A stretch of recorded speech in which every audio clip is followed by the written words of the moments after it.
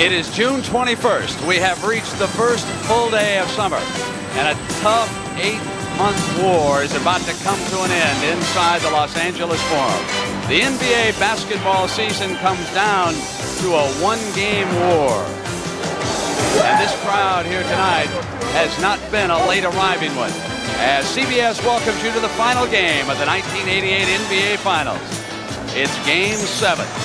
The Detroit Pistons, champions of the East, against the Los Angeles Lakers, the best of the West. High above the floor here at the Forum, last year's championship banner. The Lakers tonight trying to become the first team to win back-to-back championships since the Boston Celtics did on this very same floor back in 1969. Don Nelson with the field goal that gave the Celtics their final margin of victory that night. And for the legendary Bill Russell, it was to be his last basketball game. And now tonight, the greatest winner of all time has joined us to see if the Lakers can repeat. Good evening, everybody, and welcome. I'm Brent Musburger. So tonight, when we end, the seventh game comes to a conclusion. Either the Pistons or the Lakers will receive the Larry O'Brien Trophy. The big story that everybody wants to be updated on, Isiah Thomas, the star for the Detroit Pistons. On Sunday afternoon, he turned in one of the greatest quarters that anybody had ever seen. And here he is warming up and getting loose for tonight's seventh game.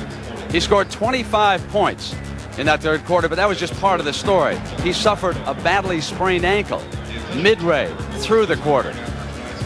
After leaving for a couple of minutes, he returned, played through the pain, scored 10 of those 25 points after sustaining the ankle injury.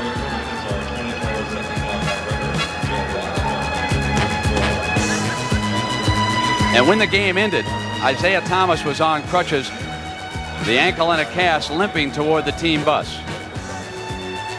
And then tonight, when the Pistons arrived, he was still on crutches,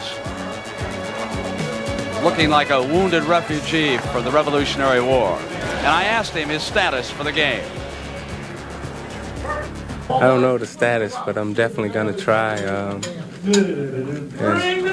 take me up and put some kind of machine on me with some electrodes and stuff, and just go from there. Have you been able to put any weight on it since Sunday's game? I haven't tried. Tonight will be the first time.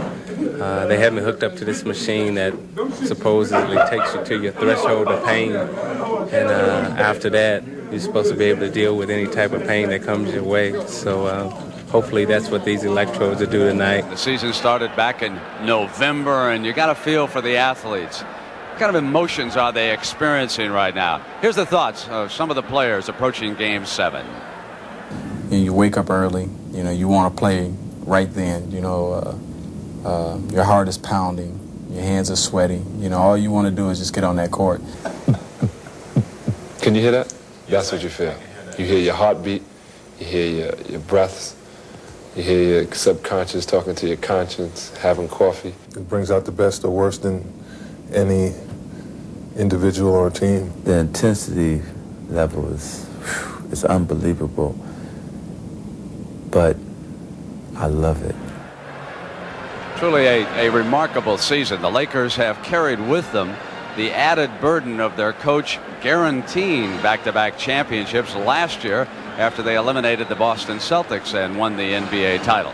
And the Lakers right now are the first NBA team ever to play 3-7 games. They defeated Utah earlier, and then the Dallas Mavericks, and now tonight they'll try to do it for the third straight time and beat Detroit.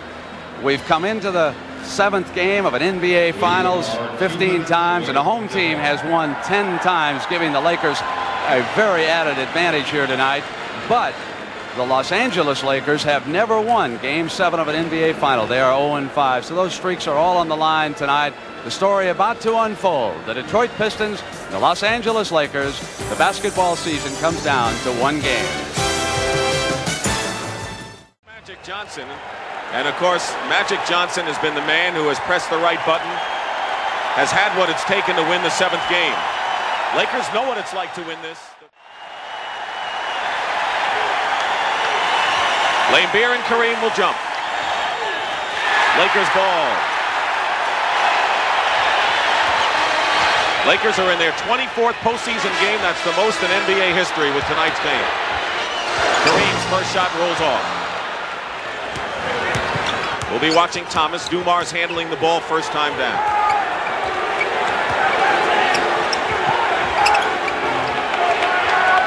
Dantley did not have a good game in the 6th. Goes up, blocked by Kareem, and it's still Detroit ball. I think the key matchup is Dantley-Worthy. Dantley must do the job defensively against James Worthy. Detroit feels he is the key man to stop.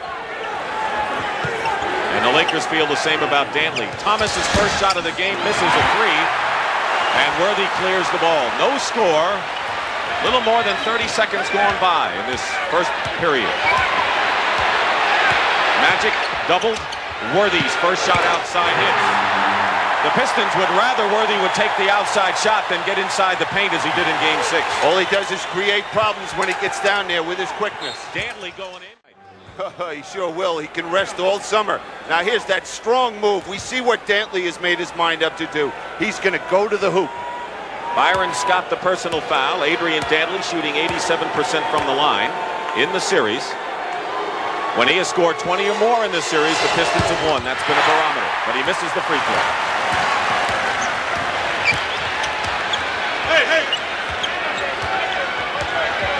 Matchups haven't changed for Detroit. Dumars is on Magic Johnson. Thomas on Scott. Dantley on Worthy. Laimbeer is on Kareem. They had used Mahorn most of the series earlier. And that's an adjustment we've seen Chuck Daly make.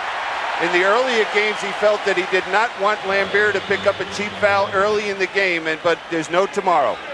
Illegal defense called against Detroit. Next time, of course, will be a technical foul. Mahorn is on AC Green. Scott in three-point territory, and Dumars the rebound. 2-2 the score. Teams just feeling each other out, and I'm sure awfully jittery at the early moment. Mahorn tipped by Laimbeer into Worthy, and the Lakers running for the first time tonight. Losing the ball is Scott, and now Detroit on the other side. You know, watching Isiah run now, I don't know how long he'll be able to play. Mahorn fights his way inside, knocked out of bounds off of Dumars, and Earlstrom gives it to the Lakers. Now you just take a look at Isiah Thomas running, and you tell me if he's a healthy person. You just can see him favoring that ankle. High to 2, 2 minutes gone by. Period 1. And a foul away from the ball. Can he play if he is 30 or 40% for this club? Well, he might loosen that ankle up the more he's out here. Just heats up and may be able to play a little bit more. The question is, can Chuck Daly afford to take him out because it'll stiffen up? Worthy turnaround over Dantley. Rebound Laimbeer. Looking for the outlet has Thomas. Still tied at 2. Both teams ice cold. Lakers are 1 for 4. Pistons worse, 1 for 5 from the field. Well, it's the defense that's caused that situation because both teams are aggressive. Dumars, he's going to have to be effective outside if Thomas can't go. Misses a 3. You would think Scott would try to put some pressure on Isiah and isolate and go to the basket. Backing up his Magic with a hook shot over Dumars. That was a piece of cake for him there. Well, there's again that problem for Detroit. Do you double team him and he'll find the open man, or do you just play straight up? 3 minutes gone by. Laimbeer in good position. Misses the shot. He was 0 for 5 in Game 6. Worthy on the run. And he's fouled by Laimbeer and ends up 3 rows in. Well, it looks like the Pistons are tight to start the ball game.